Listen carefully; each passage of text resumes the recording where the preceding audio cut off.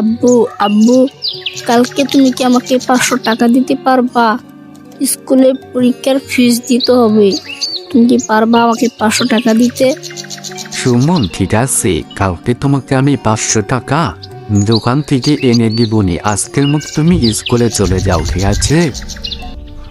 ইমাম সাহেব, আমাদের মসজিদে তো আপনি অনেকদিন ধরেই আছেন।